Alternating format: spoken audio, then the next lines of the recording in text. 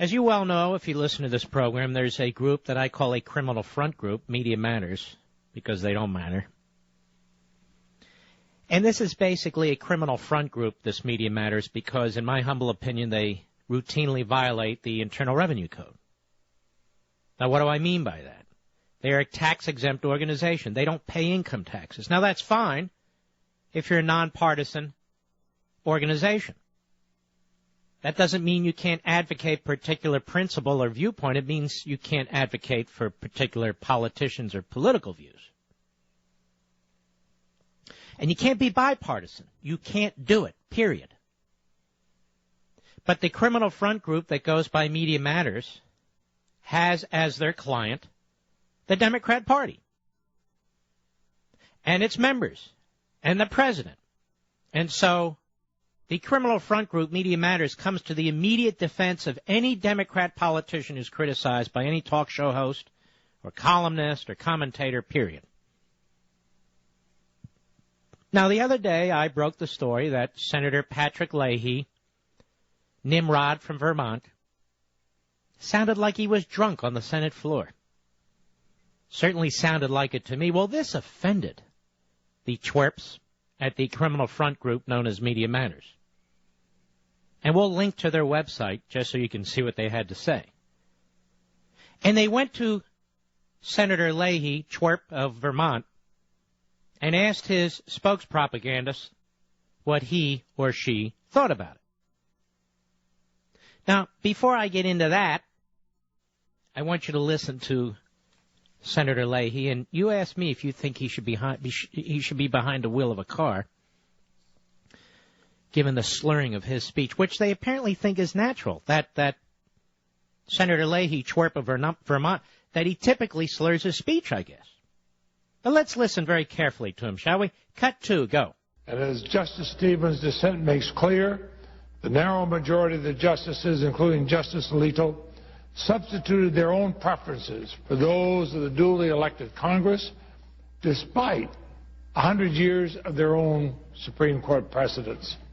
This is the most partisan decision since Bush versus Gore. That decision by the activist conservative bloc in the Supreme Court intervened in a presidential election. This decision is broader and more damaging in that they have now decided to intervene in all elections. Now, how does he sound to you? Well, to the criminal front group Media Matters, he sounds perfectly fine. And so they wrote the other day, a conservative talk show host's suggestion that Senator Patrick Leahy was drunk while delivering a Senate floor speech last week is quickly being passed around on right-wing blogs and media outlets. Mark Levin, a conservative yacker based out of New York City, actually I'm not, but I do love New York City, made the unsubstantiated claims on his Friday program, his proof that Leahy appeared to be slurring his speech. He didn't appear to be slurring his speech. I heard him slurring his speech, as did my millions of listeners. Maybe we're just accustomed to Leahy's affectation, right, the twerps over there at Media Matters, but he doesn't sound like anything more than perhaps a wee bit exhausted. Now listen, do you believe these fools? This is a tax-exempt group. He may have stayed up late after the State of the Union address the night before. Who knows?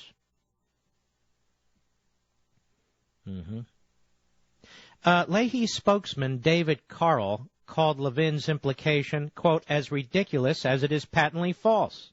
So in a situation, he says, like this, their M.O. is to level false charges at a whim. He's not a whim, he's a senator. It's a tactic they've been using more and more to poison rational debate, said Carl. They're like the schoolyard bullies who gang up to smear and smack down anyone who dares to disagree with them or to stand up to them. Would you cue up that cut 2 again, please? Now, Media Matters for America has been tracking the trend of right-wing talkers making unsubstantiated claims of Democratic senators being drunk while giving speeches. Well, first of all, they've just confessed that they're a lawless operation. It doesn't say Media Matters for America has been tracking the trend of right-wing talkers making unsubstantiated claims of senators being drunk while giving speeches. No, only Democratic senators. Once again, I want to play you Patrick Leahy because it annoys this criminal front group and all their supporters when I do, who sounds to me like he's as drunk as a skunk on the Senate floor. Can I prove it? No. Do they have breathalyzers for these senators when they stroll onto the Senate floor? No. Maybe they should, along with IQ tests. Cut 2, go. And as Justice Stevens' dissent makes clear, the narrow majority of the justices, including Justice Alito, substituted their own preferences for those of the duly elected Congress, despite 100 years of their own Supreme Court precedents. This is the most partisan decision since Bush versus Gore. That decision by the activist conservative bloc in the Supreme Court intervened in a presidential election. This decision is broader. All right, that's enough. And he's more not the only one. You'll recall there was another senator from Montana, Max Baucus. And he sounded drunk, too. Do I know whether he was drunk? No. Was I there? No. Did I smell his breath? No. They don't let me on the Senate floor. But I can hear. I'm not Helen Keller. I see, I hear, I know. Now, here was Max Baucus the other week. Cut 3, go. And I asked, where's the senator on that side of the aisle who's got the courage to break from their leadership, break from the partisanship they exercise on their side of the aisle, to work together to pass health care reform? I asked them, where's the courage? Where are the senators who got courage on that side of the aisle to stand up and work together on a bipartisan basis to get health care reform passed? Where? We on this side reached out our hands for bipartisan agreement on health care reform, probably to a fault. No, he sounds perfectly good, doesn't he? I mean, if a cop pulled this guy over and like that, I don't think the cop would require that he take a breathalyzer, do you? I don't think these senators could walk a straight line. I don't think they could put their finger on their tip of their nose. What do you think of that, Criminal Front Group Media Matters? Now, just in case you didn't hear Baucus, just in case you wanted to hear it one more time, play it, go. And I asked, where's the senator on that side of the aisle who's got the courage to break from their leadership, break from the partisanship they exercise on their side of the aisle, to work together to pass health care reform? All right, that's enough. I asked, My point is very simple. I will not be intimidated by this criminal front group. I'm not going to carry water for these senators, or booze for that matter. Leahy sounded absolutely drunk to me. Baucus sounds absolutely drunk to me. I've heard these men speak before where they haven't slurred their speech. Maybe we have a little problem in the United States Senate and the House of Representatives. Maybe these boys are tipping the elbow a little bit too much. Wouldn't you want to know? Well, I would like to know.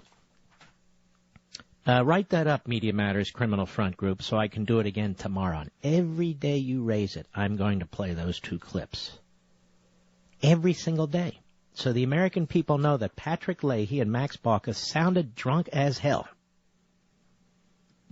And they put out their little freakish spokespeople persons who are paid to lie. And because I played the clip for the whole world to hear, I'm poisoning the debate. Not the drunks. No, they're fine. No, I'm poisoning the debate. Well, good. I'll keep poisoning it.